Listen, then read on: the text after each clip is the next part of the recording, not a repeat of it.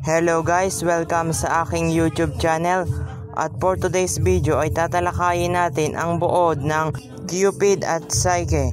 Siguraduhin mag-like, share and subscribe. Noong unang panahon, may isang hari na may 3 anak. Ang isa sa kanila ay si Psyche, ang bunso at pinakamaganda sa 3. Labis siyang hinahangaan ng mga kalalakihan at kahit ang kagandahan ng Diyosang si Venus ay hindi ito mapantayan.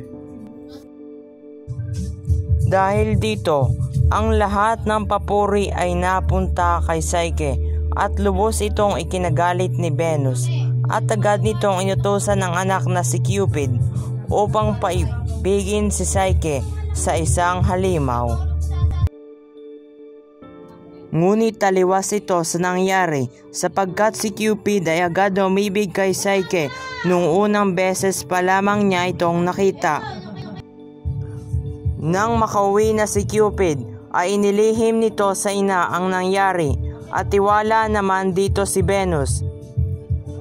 Hindi naganap ang gusto na mangyari ni Venus kay Psyche na ito ay umibig sa isang halimaw. Sa halip ay sinamba lamang ito ng mga kalalakihan, maliban doon ay tila walang nangahas na umibig kay Psyche. Lubos na nabahala ang mga magulang ni Psyche, kaya't lumipat ito kay Apollo upang humingi ng payo. Ngunit lingid sa kaalaman ng mga magulang ni Psyche ay nauna nang humingi ng tulong si Cupid kay Apollo at gumawa ng plano. Sinabi ni Apollo sa ama ni Psyche na bihisan ng damit pamburo lang anak na dalaga at dalhin sa tuktok ng bundok. Dito ay susunduin daw ito ng mapapangasawa na isang halimaw. Malungkot na umuwi ang amang hari ni Psyche. Gayunman ay sinabi ng hari ang kapalaran ng anak at buong tapang itong hinarap ng dalaga. Noong nasa tuktok na ng bundok si Psyche ay unti-unti na itong nilamon ng dilim. Natakot ang dalaga sa kung ano ang naghihintay sa kanya hanggang sa umihip ang malambing na hangin at inilipad siya ng hangin patungo sa isang damuhan na parang kama sa lambot at napapaligiran ng mababangong bulaklak.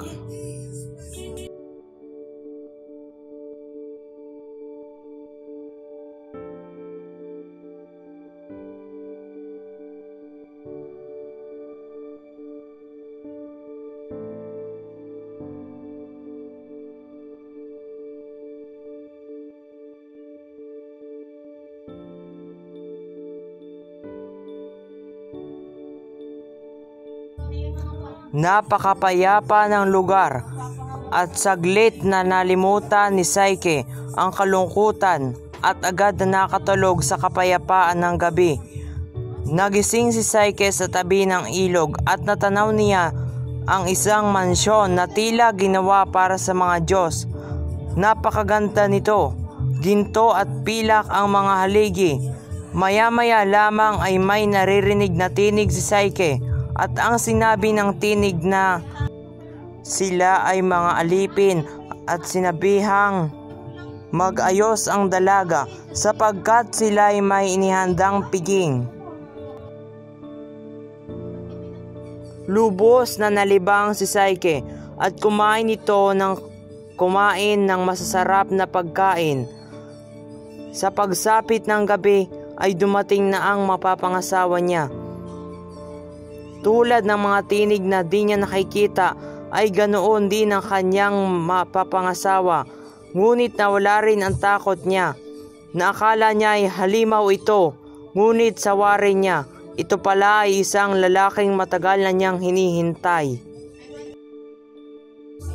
Isang gabi ay kinausap siya ng lalaki at binalaan na darating ang 2 kapatid ni Psyche doon sa bundok kung saan siya ay hinihatid ng mga ito.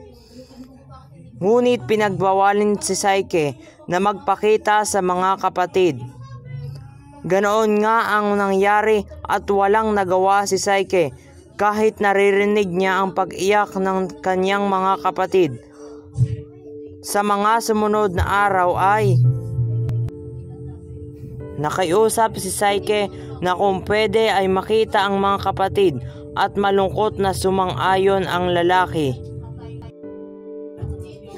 Kinaumagahan na inihatid ng ihip ng hangin ang mga kapatid ni Psyche at agad nagkita ang mga magkakapatid.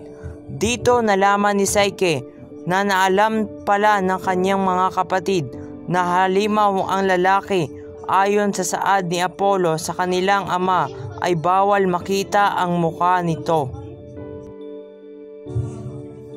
Doon natanto ni Psyche na kaya pala hindi nagpapakita ng mukha ang lalaki. Marahil ay tama nga ang sinabi ng kanyang kapatid. Humingi ng payo si Psyche sa kanyang mga kapatid ay siya'y binigyan ng punyal at lampara upang makita sa dilim ang mukha ng lalaking mapapangasawa.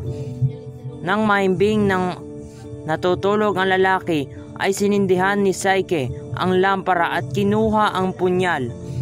Lumapit ito sa higaan ng lalaki at laking tuwa niya nang malamang hindi naman pala ito halimaw, bagkus ay napakagwapo pala nito.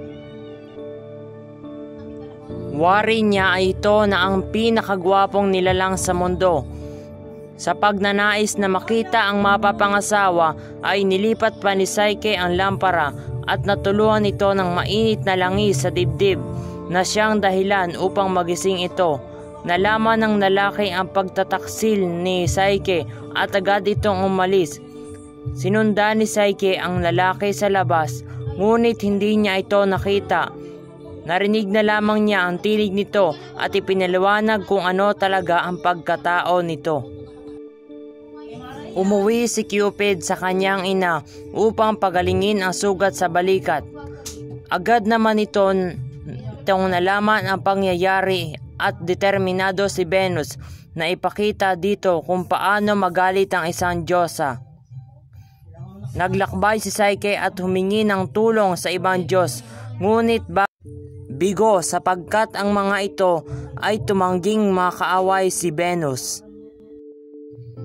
Nang dumating si Psyche sa palasyo ni Venus ay napalhalakhak na lamang ito at nabatid na nagpunta doon si Psyche upang hanapin ang mapapangasawa.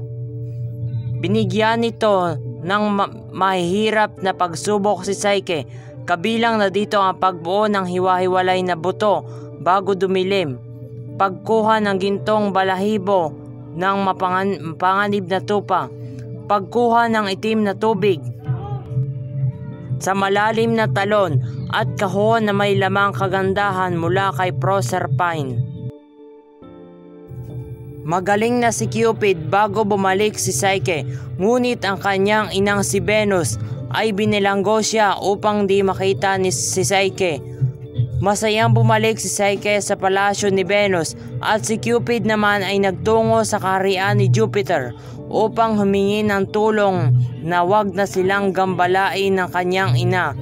Nagpatawag ng pagpupulong si Jupiter kasama na doon si Venus at ipinahayag na si Cupid at Psyche ay formal lang ikinasal. Dinala ni Cupid si Psyche sa kaharian ng mga Diyos at doon ay inabot ang ambrosia na kapag kinain ay magiging immortal. Naging panatag na si Venus na mapangasawa ni Cupid si Psyche sapagkat isa na din itong diyosa. Ang pagtatapos. Salamat.